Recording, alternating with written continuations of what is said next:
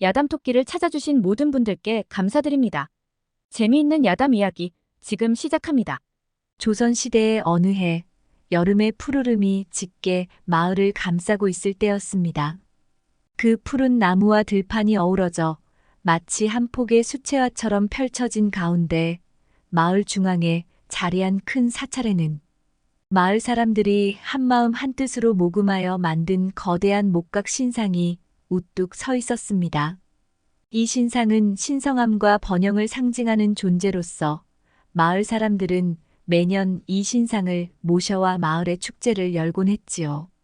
올해도 어김없이 이 신상을 사찰에서 가까운 도시로 옮겨 성대한 축제를 준비하려 하고 있었습니다. 그 신상을 운반하기로 맡은 이는 나이가 갓 30을 넘긴 한 사내, 이름하여 흥도라 했습니다. 흥도는 이 인물을 무척이나 자랑스럽게 여겼습니다. 마을 사람들에게 신뢰받는다는 것은 그의 자부심을 한껏 키워주는 일이었으니까요.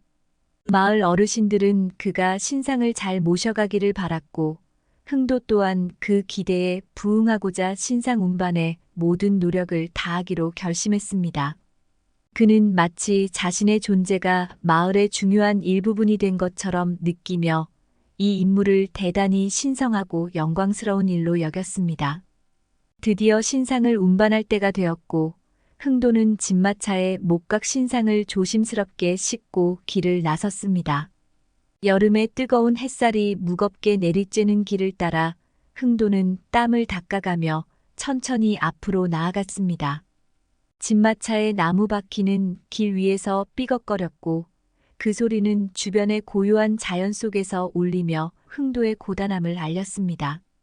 마을 사람들은 흥도가 신상을 싣고 지나갈 때마다 길가에 나와 두 손을 모으고 고개를 깊이 숙이며 절을 했습니다. 처음에 흥도는 사람들이 신상을 향해 경배하는 것이라 여겼습니다. 그러나 시간이 지날수록 마음 한구석에서 묘한 기분이 들기 시작했습니다. 사람들이 신상을 향해 고개를 숙이며 절을 할 때마다 자신이야말로 마을 사람들로부터 대단히 존경받는 존재가 된 것 같은 느낌이 들었기 때문입니다. 흥도는 혼잣말로 중얼거렸습니다. 나를 이렇게 존경해 주다니 내가 이렇게 중요한 사람이었나? 그는 마음속에 자부심이 조금씩 싹트기 시작했습니다. 그 자부심은 점점 커져가며 그의 가슴 속에 자리를 잡아가기 시작했습니다. 그 자부심은 흥도가 지금까지의 삶에서 거의 느껴보지 못했던 것이었습니다. 그는 항상 마을의 여러 가지 일을 도맡아 했지만 그런 일을 하면서 칭찬을 받는 일은 거의 없었고 가저 평범한 일꾼으로 여겨졌습니다. 그러나 이번에 신상 운반을 맡으며 처음으로 그는 자신이 중요한 존재로 인정받고 있다는 느낌을 받았습니다. 그것은 그에게 매우 특별한 경험이었고 이 특별함이 그의 마음을 점점 더 부풀어 오르게 만들었습니다. 그는 이제 더 이상 단순한 일꾼이 아니라 마을의 운명을 짊어진 사람처럼 느끼기 시작했지요. 마을을 벗어나 도시로 향하는 길목에서 흥도는 길가에 앉아 쉬고 있던 노인들을 발견했습니다. 그 노인들은 흥도가 신상을 싣고 지나가는 것을 보고 손을 모아 절을 했습니다. 흥도는 그 모습을 보고 더욱더 확신을 가지게 되었습니다. 사람들이 나를 이렇게 우러러보는구나. 이건 분명 내가 훌륭해서 그렇겠지. 그는 스스로에게 자랑스러움을 느끼며 그의 가슴 속에는 더 큰 자부심이 차올랐습니다. 그날 저녁 흥도는 한적한 길가에서 마을 사람들이 자신을 어떻게 생각할지 혼잣말로 상상하기 시작했습니다.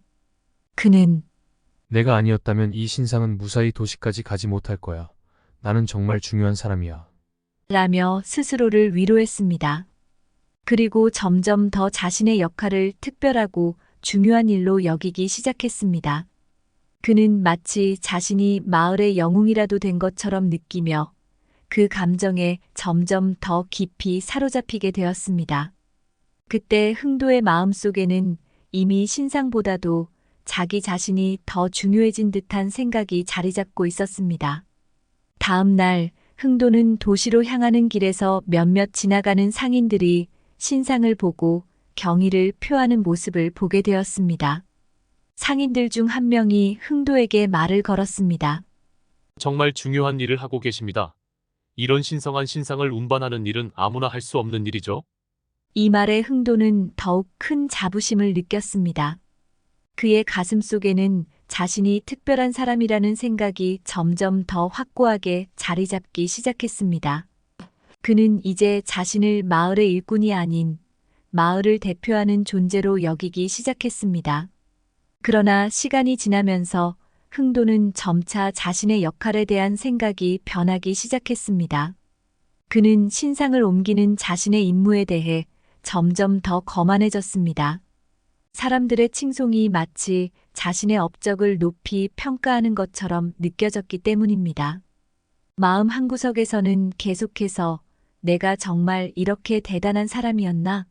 라는 의문이 들기도 했지만 그는 이내 그 의문을 무시하고 자신을 특별하게 여기려는 마음이 더 강했습니다. 이 마음은 점차 그의 걸음과 행동에 영향을 주기 시작했습니다. 그때부터 흥도의 걸음은 무거워지기 시작했습니다. 마음속에서 자꾸만 솟아나는 거만함이 그를 짓눌렀습니다. 흥도는 결국 걸음을 멈추고 진마차를 땅에 내려놓았습니다. 그는 이제 서두를 필요가 없다고 생각했습니다. 잠시 쉬어가도 되겠지. 내가 이만큼 존경받고 있으니 굳이 서두를 필요가 없을 것 같아. 그는 진마차 옆에 느긋하게 앉아 쉬기 시작했습니다. 천천히 자신의 속도로 운반해도 될 것 같다는 생각이 들었지요. 그는 스스로에게 만족하며 그 자리에 앉아 한숨을 내쉬었습니다. 이 상황을 지켜보던 동행 중인 한 젊은 청년, 그의 이름은 길준이었습니다. 길준은 흥도의 모습에 혼란스러웠습니다. 왜 흥도가 갑자기 이렇게 행동하는지 이해할 수 없었기 때문입니다. 길준은 흥도에게 조심스럽게 다가가 물었습니다. 흥도 형님, 왜 이렇게 쉬고 계십니까? 아직 도시까지는 멀었습니다. 이렇게 하다가는 시간이 늦어질지도 모릅니다. 흥도는 눈을 반짝이며 길준에게 대답했습니다. 길준아, 보아라. 이 많은 사람들이 나를 존경하고 있어. 내가 이만큼 중요한 사람이라면 굳이 서두를 필요가 없지 않겠느냐. 내 방식대로 천천히 가도 괜찮을 거야. 그의 목소리에는 자부심과 자신감이 묻어 있었습니다. 길준은 흥도의 말을 듣고 잠시 고민하더니 조용히 말했습니다. 형님, 그들이 존경하는 것은 형님이 아니라 이 신상의 신성함 때문 아닐까요? 형님은 지금 중요한 사명을 맡고 계십니다. 사람들이 고개를 숙인 이유를 다시 한번 생각해 보세요. 흥도는 길준의 말을 들었지만 자신의 마음속에 품은 자부심을 쉽게 내려놓을 수 없었습니다. 그는 고개를 돌리며 다시 자리에 앉아 느긋하게 쉬기 시작했습니다. 그때 좁은 길을 막고 있었기 때문에 길을 지나가던 행상인들이 멈춰 섰습니다. 그들은 길이 막혀 더 이상 나아갈 수 없자 상황을 이해하지 못한 채 궁금한 눈길로 흥도를 바라보다가 마침내 다가와 물었습니다. 이보시오, 왜 이렇게 길을 막고 있습니까?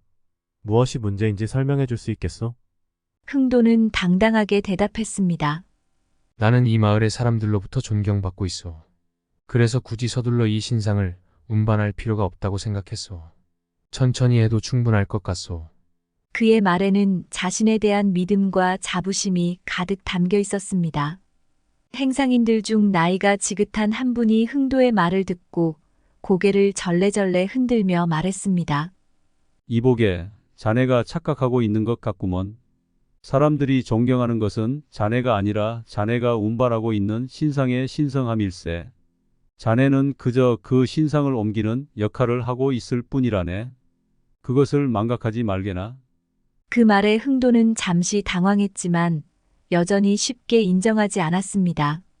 그는 다시 한번 고집스럽게 말했습니다. 아니요, 저도 중요한 사람입니다. 제가 없었다면 이 신상은 이곳에 오지 못했을 것이니까요. 행상인은 한숨을 내쉬며 조용히 답했습니다. 맞네, 자네의 역할도 중요하네. 하지만 그 중요성은 자네가 우쭐할 이유가 아니라 신성한 일을 돕는 데에서 오는 것이네. 우리가 진정으로 존경해야 할 것은 그 신상의 상징성과 의미이지 그것을 옮기는 자의 거만함이 아니네. 겸손하라네, 젊은이여. 그 말을 듣고도 흥도는 여전히 자리에서 일어나려 하지 않았습니다.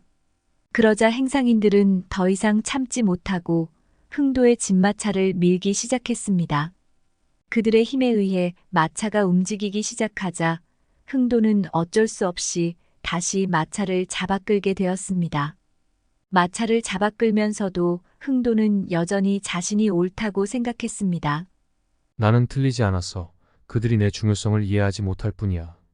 그는 이렇게 스스로를 다독이며 천천히 앞으로 나아갔습니다.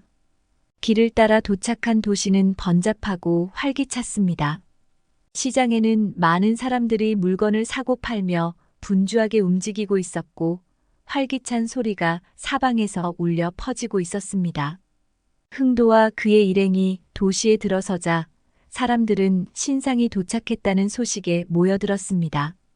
흥도는 많은 이들의 시선을 느끼며 기대에 부풀었습니다. 사람들이 자신에게 환호하며 그를 칭송할 것이라는 생각에 그의 마음은 한껏 부풀어 있었습니다. 그러나 사람들이 몰려들어 한 행동은 흥도의 기대와는 달랐습니다.